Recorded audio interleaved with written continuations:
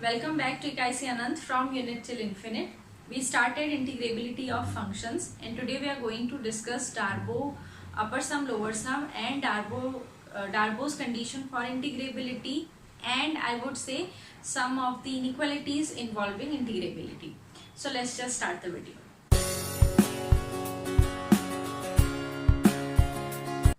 Very first thing, what is Darboux upper sum and Darboux lower sum?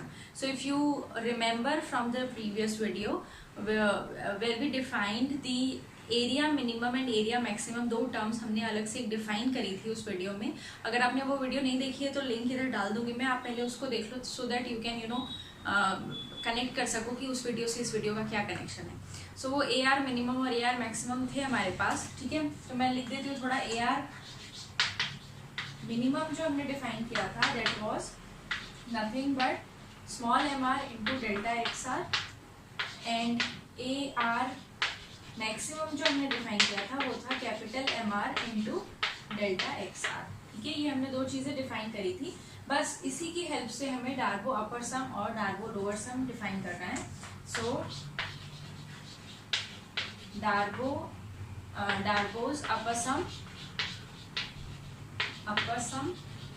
And lower सम. अपर सम क्या होगा, इसको लिखते हैं हम लोग इस तरह से. Upper sum of the partition of function f. This is nothing but this sum, हाँ ए आर लिख लूँ direct, a r over are, and this can be denoted by L P f, and this is summation a r. ये है maximum का और ये है minimum का ओवर आर. ठीक है, so this is how Darboux upper sum and lower sum is defined. Actually उन्होंने क्या किया है, जो हमने if you remember from the last video, जो हमने डायग्राम बनाया था, जो स्ट्रिप्स बनाई थी, उनका एरिया निकाल रहे थे हम ये, और उन सब एरियाज को ऐड कर दिया. अब अच्छा, इसी से डार्बो अपर सम और लोअर सम से हम डार्बो अपर इंटीग्रल और लोअर इंटीग्रल डिफाइन करते हैं. अपर इंटीग्रल लोअर इंटीग्रल का भी नाम सुना होगा आपने, बट डिफाइन हम आज इस तरह से करेंगे जैसे डार्बो ने किया था. ये जो सम हमने डिफाइन किया, ये किसी एक पर्टिकुलर पार्टीशन के लिए डिफाइन किया था, है ना. May be my partition consist of more points than yours, है ना. तो उस केस में ये सम जो होगा वो डिफरेंट आएगा.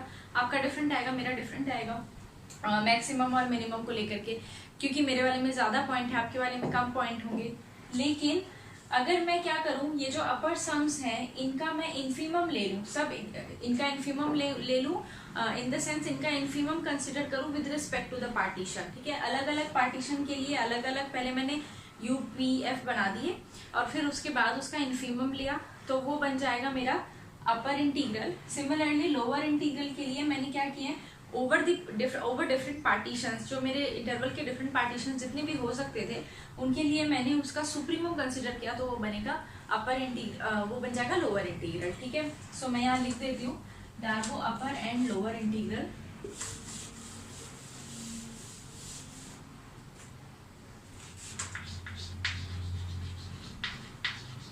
Darboux upper and lower integral. ठीक है, so if you are taking the upper integral में, अपर इंटीग्रल को आप लिखोगे ऐसे from a to b. Remember my interval was closed interval a to b f d x. ये है upper integral, इसमें इंटीग्रल के साइन के ऊपर इधर बार लगा दिया है. This is nothing but the infimum of all the upper sum for all partition P of the closed interval AB.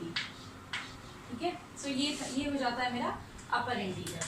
Similarly lower integral, यहाँ नीचे एक बार लिख देते हैं हम लोग, नीचे एक लाइन लगा देते हैं डैश लगा करके. This is the lower integral. Lower integral is the supremum of all the lower sums for all partitions P of the closed interval AB. जब सब partitions for over all the partitions of AB अगर मैं सब अपर sums का infimum निकालूं तो वो बन जाता है अपर इंटीग्रल, और अगर सब लोअर सम्स का सुप्रीमम निकालूं तो वो बन जाता है lower integral. Now the condition for integrability according to Darboux is a function is integrable if the lower integral a to b f dx is equal to the upper integral a to b of f dx, and in this case the function is said to be integral and we write the value as integral a to b f dx। ठीक है, so ये है condition for integrability according to Darboux. Last वाले video को बिल्कुल अच्छे से याद रखोगे तो ये वाले वीडियो में और आगे फर्दर आपको समझ में आएगा। वहाँ हमने मिनिमम मैक्सिमम देखा था फंक्शन का, small M R capital M R से डिफाइन किया था।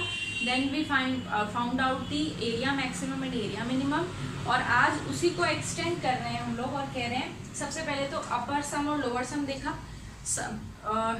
ओवर आर जितनी भी आपके पार्टीशन में जितने भी पॉइंट्स थे उनको सबको ऐड कर दिया, जितने इंटरवल्स थे उनके सबके ऊपर एरिया मैक्सिमम जो भी हमने निकाला उसको ऐड करके लिखा तो वो बन जाता है अपर सम। सिमिलरली मिनिमम एरिया मिनिमम को लिखेंगे ऐड करके तो वो बन जाएगा लोअर सम। इसका इनफीमम लिया तो अपर इंटीग्रल, इसका सुप्रीमम लिया तो लोअर इंटीग्रल, और ये इनफीमम और सुप्रीमम किसके ऊपर ले रहे हैं हम, for the over the partition of A B. और कुछ भी यहाँ चेंज होने वाला नहीं है, चेंज सिर्फ क्या होगा, पार्टीशन चेंज करते जाओगे तो लोअर सम चेंज होता रहेगा और फिर उनका मुझे सुप्रीमम कंसिडर करना है। पार्टीशन चेंज करेंगे तो अपर सम चेंज होता जाएगा और फिर उनका इनफीमम लेना है और फिर देखना है कि क्या आता है अपर इंटीग्रल और lower integral. And the condition for integrability, the lower integral and the upper integral they should be equal, तो हम कहते हैं फंक्शन जो हमारा है वो इंटीग्रेबल है। अब हम जल्दी से एक क्वेश्चन देख लेते हैं छोटा सा, ठीक है, नन्हा मुन्ना से, just to give you a fair idea कि हम लोग एक्चुअली इस मेथड से किस तरह से देखते हैं, किस तरह से सोचते हैं। Suppose your function is given as 1 for x belonging to the rationals and -1 for x belonging to the irrationals, ठीक है, and the interval is say 0 to 1। तो सबसे पहला जो हमारा स्टेप था, if you remember from the last video, सबसे पहला स्टेप था पार्टीशनिंग ऑफ 0 to 1। तो मैंने इसकी पार्टीशनिंग ऐसे कर दी, फर्स्ट एलिमेंट तो 0, second element 1/n, third 2/n, 3/n and so on n/n which is equal to 1। ये हो गया मेरा पार्टीशनिंग, मेरे इंटरवल की पार्टीशनिंग हो गई। स्टेप 2, मुझे फंक्शन का मैक्सिमम और मिनिमम देखना है, ठीक है ना। मैं फंक्शन जो है ना वो बड़ा यूनिक सा फंक्शन है। फंक्शन एक कांस्टेंट वैल्यू ले रहा है when x lies in rational और -1 when x lies in irrational. तो जो मैक्सिमा है फंक्शन का वो तो +1 है, मिनिमा है जो फंक्शन का वो -1 है। इनफैक्ट ये छोटे छोटे इंटरवल्स पे भी जो मैक्सिमा होगा वो +1 ही रहेगा और मिनिमा -1 ही रहेगा, ठीक है, क्योंकि मेरा फंक्शन ही ऐसे डिफाइंड है। अगर इस जगह पर फंक्शन x के फॉर्म में कुछ डिफाइंड होता ना तो वहाँ ये मैक्सिमा मिनिमा हमें कैलकुलेट करना पड़ता कि क्या होगा। फॉर एग्जाम्पल अगर यहाँ फंक्शन डिफाइंड होता x, function is defined as x, तो मैक्स और इंटरवल है ये, तो मैक्सिमा क्या होता 1, मिनिमा हो जाता 0, m और m, राइट। बट ये इंटरवल्स पे चेंज हो जाता है, जैसे 1/n और 2/n पे मैक्सिमा होता 2/n बट मिनिमा होता 1/n, तो ये इस तरह से चेंज हो जाता है। बट यहाँ क्योंकि हमारा फंक्शन ही बड़ा अच्छा सा है तो मेरा फंक्शन का मैक्सिमा और मिनिमा जो मैंने सब इंटरवल्स पे फाइंड करना था वो +1 -1 ही होगा, ठीक है। देन थर्ड स्टेप में हमने क्या किया था, एरिया AR मिनिमम डिफाइन किया था, that is small mr into delta XR, है ना, और साथ में हमने डिफाइन किया था area maximum, yes, that is capital MR into delta XR। So small mr -1 है, डेल्टा XR इनका जो आपस में डिफरेंस है वो है 1/n, और यहाँ पर दिस इज +1 इंटू 1/n। तो ये हो गए मेरे फर्स्ट 3 स्टेप मेरे क्वेश्चन के जो हमने कल भी किए थे, ठीक है। कल एग्जाम्पल नहीं किया था, आज एग्जाम्पल करके देख रहे हैं कि किस तरह से हम एक्चुअली ये स्टेप्स एग्जीक्यूट करते हैं। लाइक कंसेप्ट समझ में आना, ग्रास्प करना कंसेप्ट को is something and execution is other thing. So ये एग्जीक्यूशन चल रहा है हमारा। फोर्थ स्टेप में मुझे ये सम फाइंड आउट करना था, minimum over are and maximum maximum over are, ठीक है, ये दो चीज फाइंड आउट करनी थी. दिस विल बिकम, ये जो आएगा ये आएगा summation -1 into 1/n and this is -n/n which is -1 और ये आ जाएगा summation 1 into 1/n over R. So this is nothing but +n/n which is 1. तो ये देखो यहाँ पर एरिया, अब जो लास्ट स्टेप था उसमें मुझे देखना था ये दोनों सेम है कि नहीं है, राइट. जो मुझे यहाँ दिख रहे हैं कि ये दोनों सेम नहीं है. सो स्टेप 5th, ऐसे तो स्टेप 5th था क्या, as the partition of the as the norm of the partition going to be 0 whether these are equal और नॉट. बट यहाँ जो मेरा सम निकल करके आया है it's independent of the partition. यहाँ पार्टीशन से रिलेटेड कोई टर्म नहीं है ना, एन वगैरह कुछ भी नहीं लिखा, के आर एन कुछ भी ऐसा नहीं है, इंडिपेंडेंट है. So as this approaches to 0 I know that this sum area minimum is not equal to area maximum and hence the function is not integrable. Therefore f अगर इंटीग्रेबल होता है तो मैं लिखती हूँ आर ए बी, अगर integrable नहीं f does not belongs to this set. ठीक है, ये जो लिखते हैं ना हम लोग ऐसे R A B, that means integrable Riemann integrable function on the interval A B. So f does not belongs to the Riemann integrable the set of Riemann integrable functions over the set over the interval 0 1. तो इस तरह से ये हो गया execution. एक ही example था, इस तरह से आप बहुत सारे एग्जांपल्स कर सकते हो. Keep in your mind that यहाँ पर मेरा फंक्शन डिफाइंड ऐसे था कि कांस्टेंट है तो ये टर्म इंडिपेंडेंट आ गई. ऐसा जरूरी नहीं है कि ये इंडिपेंडेंट है. यहीं पर सपोज आता था -1/n और 1/n. So as norm approaches to 0 that means n approaches to infinity, ये भी 0 आता है और वो भी 0 आता है and hence the function will be integrable. ठीक है, तो जब अगर क्वेश्चंस करेंगे ना जब हम लोग, तो कोशिश करूंगी मैं और क्वेश्चंस इंक्लूड कर दूं ऐसे वाले. But for the time being this is like more than enough to make you understand that this is how we find out area maximum और एरिया मिनिमम. ठीक है, so this is Darboux sum and Darboux I would say Darboux's condition for integrability. Next आ जाते हैं inequalities involving integers. So next is inequalities. ठीक है, सबसे पहली इनइक्वालिटी आ जाती है हमारे पास, मेरा जो इंटीग्रल है from a to b f dx, this will always have some bounds. Lower bound कह सकती हूँ मैं और अपर बाउंड, है ना. और देखा भी था फ्रॉम द डायग्राम, ये समझ में भी देखा. ये क्या है, small m capital M, this is the infimum of the function, this is the supremum of the function. वहाँ पर भी देखा था when I'm writing m times b minus a, that means जहाँ भी फंक्शन, जैसे मैं डायग्राम बना ही देती हूँ ना, ये मेरा फंक्शन था, ये आ गया ना मेरे फंक्शन का मैक्सिमा, राइट, और ये आ गया मेरे फंक्शन का मिनिमा. ठीक है, सपोज मेरा जो फ्रॉम a to b कहीं पर है, सपोज यहाँ पर है a और यहाँ पर है b, है ना. तो जब मैंने ये m times a minus be consider कर लिया ना, ये वाला एरिया जब हमने कंसिडर कर लिया, तो मुझे ये पता है कि मेरा जो इंटीग्रल होगा वो इससे ज्यादा तो नहीं होगा. दिख रहा है ना, इंटीग्रल क्या होता है, एरिया अंडर दिस कर्व. तो ये वाला एरिया अंडर द कर्व, ये area, this is not greater than this area, पूरा कंप्लीट इस, ये जो हमारा रेक्टेंगल बना इससे ज्यादा तो नहीं है, ये दिखा. और यहाँ देख रहे हैं हम कि मेरा, अगर मैं ये कंसिडर कर लूँ ना मिनिमम, जैसे इसके अंदर मिनिमम कहाँ आएगा, मेरे इस इंटरवल के अंदर अगर मैं मिनिमम की बात करूँ तो मिनिमम आएगा यहाँ पर, है ना, इंटरवल के अंदर.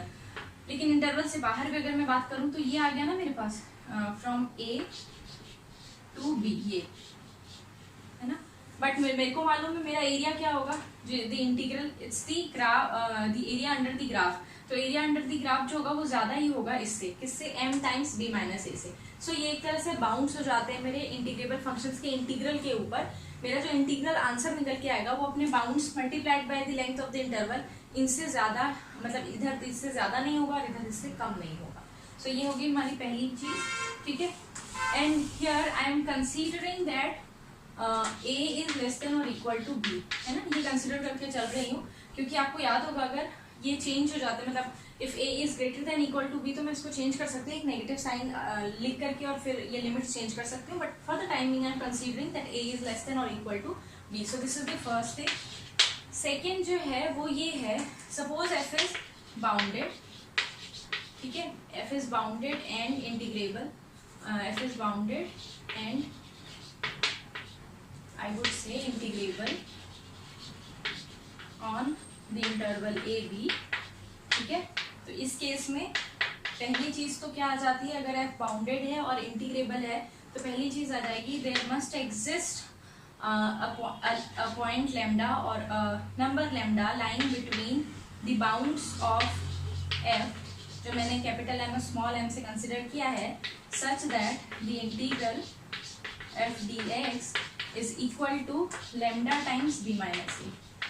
ठीक है, पहली चीज है हमारा function is given to be bounded and integrable, तो इससे मुझे ये तो जरूर पता चल जाएगा कि फंक्शन के जो बाउंड्स हैं उनके बीच में मुझे एक पॉइंट ऐसा मिलेगा लैम्डा, सच दैट मेरे फंक्शन का जो इंटीग्रल है that is equal to lambda times the length of the interval. ठीक है, और इसी में सेकंड चीज आ जाती है if my function is bounded and integrable such that function जो है ना वो k से बाउंडेड है, ये बाउंड गिवन है तुम्हें that this is less than equal to k you know for all x belonging to the domain of the function.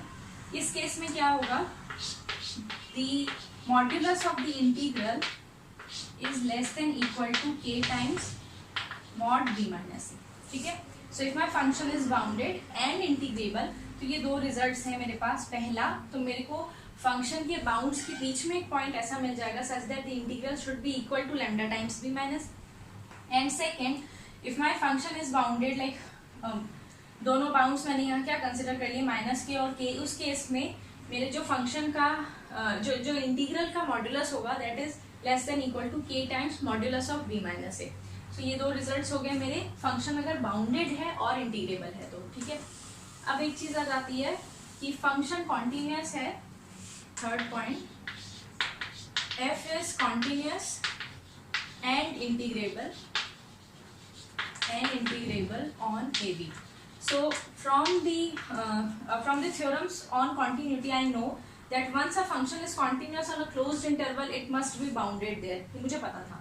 इसके साथ ये भी पता था that the function must assume all the values, अपने बाउंड्स भी assume करेगा और all the values between the bounds, ये भी मुझे मालूम है। इस केस में क्या होगा, there exists a c in the open interval AB such that the integral is equal to f of c times b minus a। Basically, if function is bounded, तो मुझे ये एक lambda मिला था। Now I'm given that the function is continuous also. So if the function is continuous and lambda lies between the bounds, that means there must exist a c corresponding c in the open interval AB such that f of c equal to lambda। So ये continuity, basically ये continuity की theorem जिसको execute किया गया है यहाँ पर, otherwise ऐसा कुछ खास नहीं है। So ये है हमारा third point that if the function is continuous। ये जो चीज़ है ना, ये अभी तो ऐसे लग रहा है प्रिमिटिव सी लग रही है या ऐसे लगेगा कि ये क्यों कर रहे हैं हम लोग, इनकी क्या ज़रूरत है, बट ये वो स्टेटमेंट्स होती हैं जिनसे क्वेश्चंस बनते हैं ऑब्वियसली, है ना। ये फंक्शन दिया है तुम्हें, फंक्शन कॉन्टिन्यूस है, इनमें से कौन से स्टेटमेंट ट्रू है बताओ, तो ये वैसी वाली चीज़ है। फोर्थ है, फोर्थ क्या था, हाँ फोर्थ ये लिख लेते हैं, देखो if my function is if f is greater than equal to 0 on domain, that means f of x is greater than equal to 0 positive है on the domain, then जो मेरा इंटीग्रल होगा वो भी पॉजिटिव होगा। And same case if the function is negative. So अगर मैं positive function का इंटीग्रल निकाल रही हूँ तो हमेशा पॉजिटिव आएगा, अगर मैं नेगेटिव फंक्शन का इंटीग्रल निकाल रही हूँ तो नेगेटिव आएगा। ठीक है, ये इस तरह से हो गया।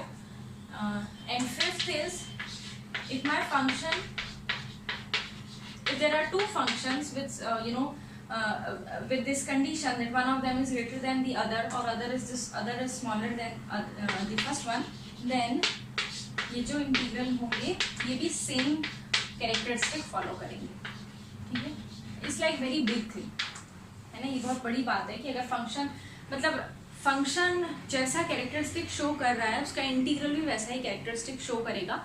और ये अपने आप में एक्चुअली में बहुत अच्छी बात है कि उसका कैरेक्टर इस तरह से चेंज नहीं हो रहा, और कैरेक्टर बोलने से उसकी पॉजिटिविटी या नेगेटिविटी। ठीक है, तो ये थे हमारे 5 इनइक्वालिटीज, आई वुड से इनइक्वालिटीज ऑफ इंटीग्रल जो हमें याद रखने हैं। ये बेसिकली स्टेटमेंट वाले क्वेश्चंस में पूछते हैं which of the statement is true या which can not be true for a function, अब वहाँ वो डिफरेंट सिनेरियोज दे देंगे, function is continuous, function is bounded, direct नहीं बता के आपको, जैसे ये बाउंडेडनेस वाला जो था वो आपको डायरेक्ट नहीं बता के वो कहेंगे फंक्शन कॉन्टिन्यूस है क्लोज्ड इंटरवल पे, then you have to the statement is given that if there exists a lambda between the bounds, so you would think कि ये जो lambda था ये तो bounds वाले में आता था, but then you will say that a continuous function on a bounded intervals अपने बाउंड्स अज्यूम करेगा नहीं करेगा. सो मतलब बहुत कुछ mix and match permutation combination करके वो लोग इनको इन 5 स्टेटमेंट्स को बहुत सारे तरीके से आपको लिख करके दे सकते हैं. अच्छे से पढ़ लीजिए. आज के लिए इतना ही, थोड़ा सा ही है. एक बार रिवाइज कर लेते हैं. Darboux upper some lower sum define किया था, Darboux integrals, upper integral lower integral, उसकी कंडीशन, इंटीग्रेबिलिटी की एक क्वेश्चन किया. मे बी इन फ्यूचर में बहुत सारे क्वेश्चंस डाल दूँ इसी तरह के क्वेश्चन जहाँ पर आपको पार्टीशन पता चले. जैसे आज मैंने आपको नहीं बताया पार्टीशन कैसे करी, मैंने सिर्फ पार्टीशन लिख दिया. आई नो कंफ्यूजन होगी कि पार्टीशन कैसे करी थी मैम, वो भी बताने की कोशिश करूंगी. और ये 5 स्टेटमेंट्स हैं जहाँ से क्वेश्चंस आएंगे स्टेटमेंट वाले डायरेक्ट, है ना. या कोई क्वेश्चन जैसे कोई फंक्शन होगा जो कॉन्टिन्यूस होगा, कहीं पर आपको दिख रहा होगा कि फंक्शन कॉन्टिन्यूस है, फिर ये स्टेटमेंट्स पूछेंगे. तो इनको ध्यान से पढ़ लीजिए. If you are a subscriber, thank you so much. If you are not, please consider subscribing my channel. Next video तक के लिए टेक केयर, बाय.